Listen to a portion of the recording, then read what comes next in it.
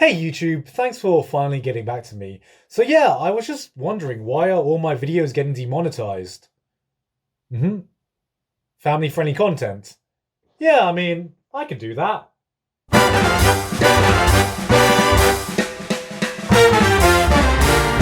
If, like me, you've been keeping up with the current anime trends, you may have noticed that recently anime has gotten more and more cultured. Why the hell are you here, teacher? Miru tights. I want you to show me your panties with a disgusted face. It's gotten to the point where you start to question, wait, is hentai more explicit anime, or is anime just safe for work hentai? So instead of debating where the line starts and ends, I thought, why not go straight to the source and drag you all down to the depths of depravity with me? That's right, if you think your MILF Sakai, Emoto-loving harem fan service anime is weird, well, welcome to hentai, where degeneracy is but a word, jail is just a room, shame is a lifestyle choice, and hell is only a tanning bed. Hi, I'm Gigguk, and I have an innate fear of being monetized. Yes, this is your introduction to the absolute peak culture, fat titty, Samuel L. Jackson approved world of X-rated anime. So come on down, take a seat and get ready to bask in the most glorious media mankind has made, cause it's called hentai and it's art. If you're one of the few who have yet to experience this world, standard procedure usually begins with sitting down, hitting Control-Shift-N and renouncing your faith in God. And if you're one of the people who don't know what hentai is... Now Marwan.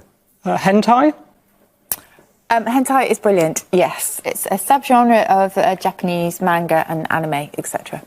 Yeah, let's just keep it at that. Now look, I know even for my standards this topic is pushing the boundary, so to keep ourselves safe on YouTube, all mention of genitalia will be replaced with delicious fruit and will refer to the explicit act of intercourse as... Fortnite. Because remember, boys and girls, despite the dark, endless rabbit hole that hentai is, these are all works of fiction, and nobody likes it when you just start playing Fortnite without asking for consent, alright? Hentai, or the concept of it at least, has existed for almost as long as human civilization, but modern incarnations have evolved this art form to a point where Japan can have 7 different words to describe various boob sizes that you think to yourself, man, why can't my language be this cultured? It is often speculated if all anime fans watch hentai, and with good reason too, because asking anime fans if they've watched hentai is like asking people if they've ever peed in the shower. Everyone's done it at least once, but no one will admit it publicly.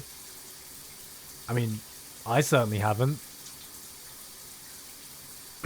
Of course, hentai shouldn't be completely alien even to those who don't watch anime. In fact, the old association people used to have with hentai, or even anime in general, was, of course, tentacles. Find any clip with tentacles in it and the top comment is guaranteed to be, oh, well, I've seen enough hentai to know where this is going. And the origin of this is often associated with the famous painting The Dream of the Fisherman's Wife. But the modern incarnation of tentacles is actually credited to Toshio Maeda, who used them as a substitute for male genitalia in order to skirt around Japanese censorship laws for explicit material, in a rare documented case of a human being using 100% of their brain, because somehow it fucking worked. But that's not the only piece of hentai that's been sprouting out in pop culture here and there, as if you've been hanging around on the internet, you may have seen this facial expression. Oh, that hurts my heart. A blushing girl with her eyes rolled up, tongue sticking out, with the occasional Hard eyes, motherfucker. This is ahegao, and while still a staple of hentai, it is now more often known as a viable career path girls can take online, or wearable apparel shitposters used to be able to identify their own kind in a public setting. But really, this only scratches the surface of the wide ocean of degeneracy, because it is a medium that appeals to anything. Anything. And part of the fun is discovering a very specific fetish you never knew you had. But on the inverse, this is countered by losing your faith in humanity seeing some of the fetishes other people have. What the fuck? For the most part, the types of stories you get isn't so much different from what you find in other high-class, well-written erotica. I see you don't have a lifeguard here at your beach.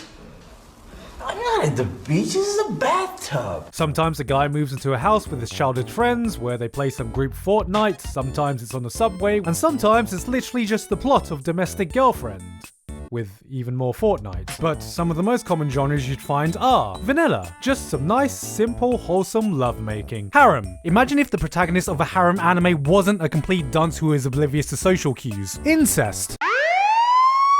Shota. Lolly.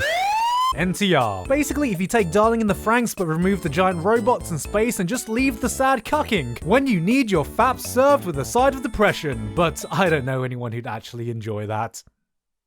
Hold on a second. Not to mention some of the most popular character tropes you find, which includes childhood friends, little sister, big sister, MILF, hot housewife, class president, elves, 500-year-old demon lollies, cat girls, schoolgirls, and if you think it sounds like I'm just listing a bunch of popular anime tropes, well, goddamn right. which has sparked the age-old debate of what came first, the hentai or the anime, which is actually a trick question because the correct answer is the viewer. Also, like anime, hentai has to deal with censorship, but instead of the bright white lights or literal black spots, we just get some pixelated action. A staple so ingrained in the medium is caused many to speculate if everyone in Japan is actually just born with pixelated genitalia. To everyone in other countries, this may be an annoying aspect, but to me, there's a lot of hard work that goes into this craft. I mean, can we just take a moment to appreciate the fact that it's someone's job to correctly motion track all of the genitalia's movement in hentai to make sure the pixels are perfectly frame by frame synced with the animation.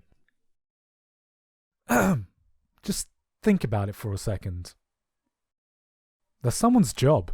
Thankfully, this type of censorship isn't as bad in hentai's other forms, because if for whatever reason you find yourself feeling like you're useless, just remember that the black bars in doujinshis actually think they're doing their job. Speaking of doujinshi, these are the proverbial manga of the hentai world, and if you think manga readers are proud when the series they've been following is getting an anime, this is nothing compared to how proud doujinshi readers feel whenever they watch a hentai and realize they've already fapped to the source material. However, doujinshis are more famous for the scene of independent artists being able to draw fan fiction involving your favorite anime characters. And this is where their true power lies, cause they can actually shape your opinion of an anime. Discovering anime cause your friends talked about it? How about discovering anime because you've seen doujinshi of it? Dagashi Kashi was a mediocre anime franchise until you learned it was producing S-tier doujinshi material, and I'm actually convinced at this point that Fate's Grand Order is really just an extensive doujinshi series that happens to have a corresponding mobile game. Of course, no medium is without its issues, and unfortunately, hentai is no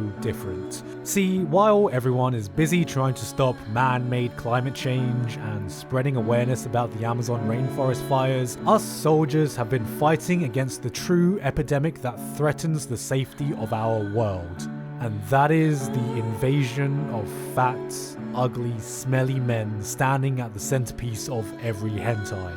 Where did they come from? What do they want from us? Who actually enjoys this? These are questions nobody has been able to answer, but no one on the outside will ever know the true pain of forgetting to check the tags before indulging in what you think is a nice, wholesome story of two anime characters enjoying some legal Fortnite, starring a perfect, thicker than a Snicker, peak waifu material anime girl. When, suddenly, out of the corner, the door opens and you see...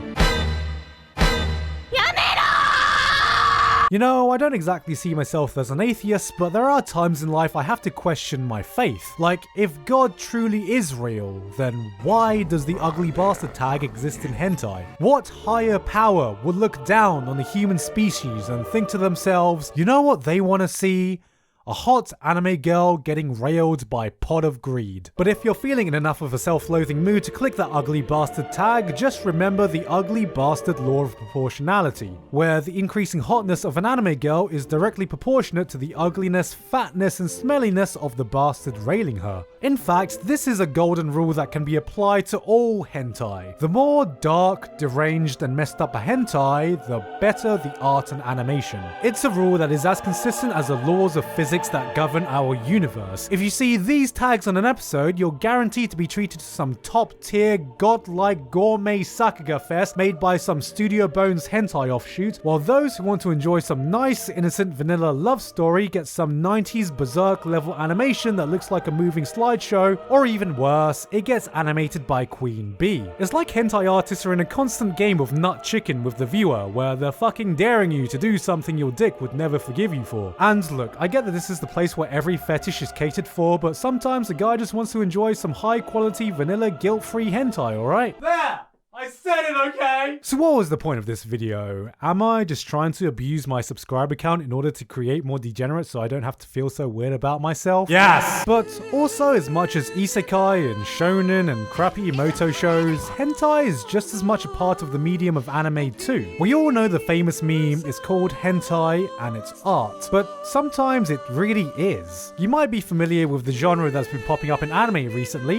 I can't believe it's not hentai, but what about its opposite genre? When you have hentai this good, who needs anime? Because there is some legitimately great things to be found here. There are hentai out there that looks better than most series. A lot of famous manga in fact have come from artists who started with hentai. Retake is a doujinshi series that has given me a more satisfying ending to Evangelion than End of Evangelion. In fact, we already have an Evangelion of hentai. Fuga is an artist who I get more emotionally invested in their work than most anime. I never thought I could shed a tear to porn until I read Nozaki Anna, and Fate is a hentai game so good that it has now turned into a $1 billion franchise. Because see, the best hentais are the ones that are so captivating, you forget the main reason you started reading it in the first place. Because as we all know, degenerates watch anime for the plot, but real gentlemen watch hentai for the plot.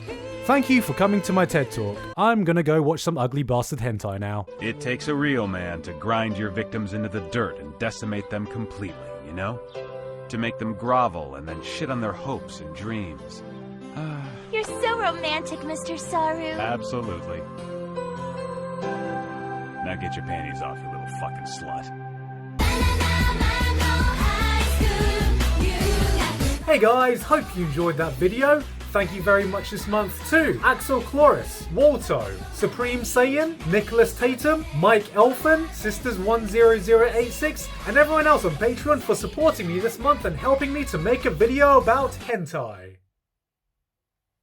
I couldn't have done it without you guys. As we all know, the fall season of anime is starting soon, and I will be doing my fall season streams. Okay, hold up for a second. I actually recorded this last week, and I was going to announce my fall season stream right now, but unfortunately something's come up, and unfortunately I won't be doing a full anime stream this season. I know, I'm sorry.